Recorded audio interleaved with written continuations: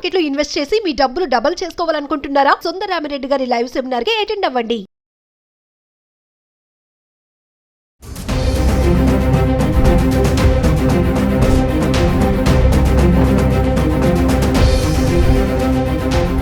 Hello viewers, welcome back to our channel. ప్రస్తుతం మనతో పాటు ఉన్నారు consumers affair committee chairman Mandadi Krishnareddy గారు. సార్తో మాట్లాడదాం. నమస్తే సార్. నమస్కారం అమ్మ.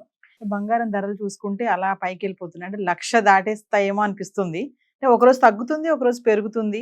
ఎందుకంటారు ఈ రేట్లు ఎందుకు ఇట్లా పెరగడం తగ్గడం చూస్తుంటే 1,00,000 వరకు వెళ్ళిపోతుంది అంటే ఏం చెప్తారు? అంటే ఇంటర్నేషనల్ మార్కెట్ మీద ఆధారపడి ఉంటుంది అంతా కూడా. మనగా నిర్ణయించాం. బంగారు రేట్లు అనేటువంటివి ఇంటర్నేషనల్ మార్కెట్ నిర్ణయిస్తుంది. దీనికి అనేక రకాల కారణాలు ఉన్నాయి. అదే చెప్పాను కదా, గవర్నమెంట్స్ కొనడం అనేది ఒకేసారి జరుగుతుంటుంది, లేదా పెట్రోలు, ఆయిల్ ఇట్లాంటి వాటి మీద జరిగేటువంటి ప్రైజెస్లో డిఫరెన్స్లో ఉంటుంది. తర్వాత షేర్ మార్కెట్లో ఉండేటువంటి ఒడిదుడుకుల మీద కూడా ఆధారపడి ఉంటుంది. చాలా కారణాలు ఉంటాయి దీనికి. ఒక దేశం తీసుకునేటువంటి నిర్ణయాల మీద ఆధారపడి ఉంటుంది. ఆ దేశం లోపల నుంచి ఇంకొక దేశానికి పంపించేటువంటి బంగారం లోపల, అంటే చట్ట ప్రకారం వచ్చేటువంటి బంగారం కన్నా చట్టం లోపంగా, అంటే వెనుక నుంచి ఏమీ లేకుండా ఎక్కడ ట్యాక్సెస్ పే చేయకుండా వచ్చేటువంటి బంగారు నిలువలు ఎక్కువ వచ్చినప్పుడు ఉండేటువంటి మార్పులు కూడా ఉంటాయి. ఇలా రకరకాల కారణాలు ఉంటాయి. కాబట్టి కారణాలు ఏవైనప్పటికీ ఇవాళ ఉన్న పరిస్థితుల లోపల బంగారం రేట్లు పెరగడంలో ప్రముఖ దేశాలకు సంబంధించిన పాత్ర, ముఖ్యంగా పెట్రోలియం సంబంధించినటువంటి కంట్రీస్ యొక్క పాత్ర, ఇలాంటివన్నీ కూడా దీంట్లో బాగా మనకు వీటన్నిటికీ ఉపయోగిస్తున్నారు. ఇది పెరుగుతుందా తగ్గుతుందా అనేది ఎవరూ చెప్పలేరు. కారణం ఏమిటంటే ధమాల్లో ఒకేసారి పడిపోయే అవకాశాలు కూడా ఉన్నాయి, లేదా ఇది 1,00,000కు దాటి కూడా పోయేటువంటి అవకాశాలు ఉన్నాయి. పెరగదు అని ఎవరు గ్యారెంటీ ఇవ్వలేరు, తగ్గదు అని ఎవరు గ్యారెంటీ ఇవ్వలేరు. ఇప్పుడు మన అవసరాలని వీలైనంత వరకు అవసరం ఉందా లేదా అనే దాని మీద ఆధారపడి ఉంది. బంగారం నిల్వలు పెట్టుకోగలిగే శక్తి ఉన్నవాళ్ళు బంగారం పెట్టుకుంటే ఎప్పటికైనా సరే బంగారం ఉపయోగపడుతుంది. కానీ మరీ వేరే భూముల విలువలు కానీ మిగతా విలువలు కానీ ఒకేసారి డమాల్లో పడ్డట్టుగా అంత తేడా రాదు. కొద్ది తేడా వస్తూ ఉంటుంది. అంటే వెనక్కు పీకే పరిస్థితుల్లో 500 రూపాయలు, 1000 రూపాయలు, 2000 రూపాయలు తగ్గుకుంటూ పోతుంది. ఆ పరిస్థితి ట్రెండ్ చూసి అప్పుడు ఇమీడియట్గా దీన్ని డిస్పోజ్ చేసుకున్నట్టయితే తెలివిగా దాని నుంచి బయటపడే అవకాశం ఉంటుంది. కానీ ఇప్పుడున్న ట్రెండ్ను చూస్తే మాత్రం రేటు బాగా పడిపోతుందని పరిస్థితి మాత్రం ప్రస్తుతానికి కనబట్టలేదు.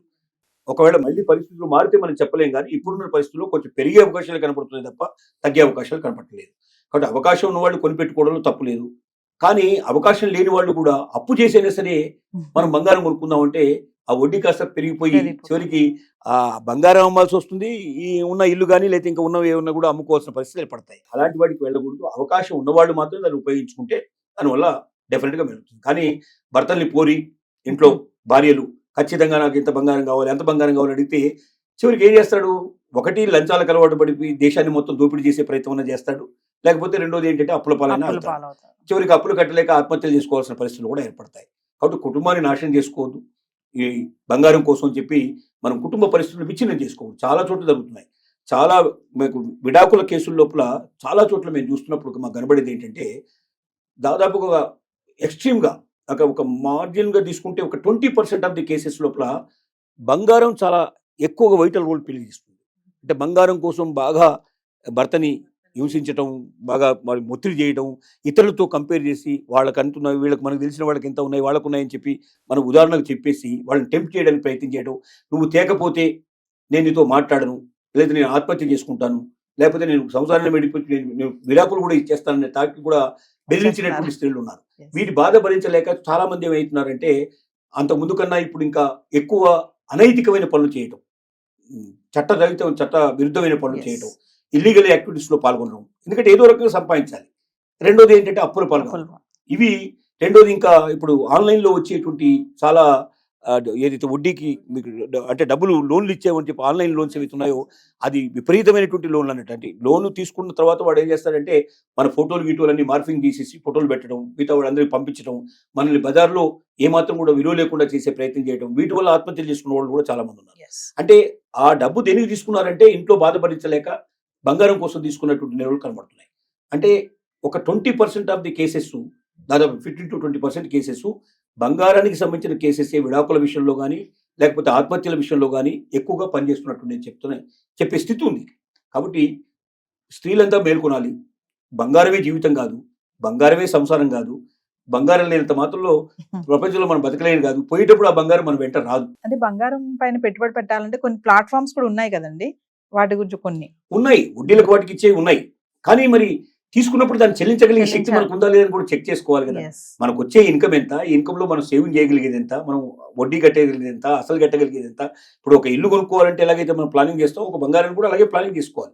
ఏదైనా ప్లానింగ్ లేకపోతే కష్టం. అంటే మనకు వచ్చే ఆదాయాన్ని మనం ఎలా ఖర్చు పెట్టాలనేది ఒక దృక్పథం లేకపోతే, ప్లానింగ్ లేకపోతే ఒక జీవితం లేదు, ఒక ఇల్లు లేదు, ఒక ఒక సమాజం లేదు, ఒక దేశం కూడా లేదు. ప్లానింగ్తో పోతున్నప్పుడు మాత్రమే సరి అయినటువంటి పథకం ప్రకారం మనకు వచ్చే ఆదాయాన్ని సరిగ్గా మనం ఖర్చు పెట్టగలిగే కెపాసిటీ మనకు ఉన్నప్పుడు మాత్రమే మనం సంతృప్తికరమైన జీవితం, సుఖవంతమైన జీవితం మనం ఖచ్చితంగా మనం గడపగలుగుతాం. లేకపోతే కోరి కష్టాలు తెచ్చుకొని, కోరి బాధలు తెచ్చుకొని, చివరికి ఆ బాధల నుంచి బయటపడలేక చివరికి నిరాశ ఒక నిస్పృహతోటి జీవితాన్ని గడపడం కానీ, లేకపోతే జీవితం నుంచి నిష్క్రమించడం కానీ ఇలాంటివన్నీ జరుగుతాయి. అంటే కోరి తెచ్చుకునే బాధలు తెచ్చుకుని తెచ్చుకొని. ఈ బాధల నుంచి మనం ఉపశమనం లభించాలంటే ముఖ్యంగా మహిళలు చాలా తెలివి కలిగిన వాడు కావాలి, జాగ్రత్తగా ఆలోచించాలి. అనవసరమైన వాటిని టెంప్ట్ అయిపోయి వాడకుంది వీళ్ళకుందని ఇతరులను చూసి మనం ఆశపడటం కానీ, ఆలోచించడం కానీ చేసి కుటుంబం మీద ఒత్తిడి తీసుకొచ్చే ప్రయత్నం, భర్త మీద ఒత్తిడి తీసుకురావడం చేసినట్టయితే తద్వారా కోరి కష్టాలు తెచ్చుకుని తన సంసారాన్ని తానే విచ్ఛిన్నం చేసుకునే పరిస్థితి ఏర్పడుతుందని మాత్రం చెప్పగలను. నమస్తే.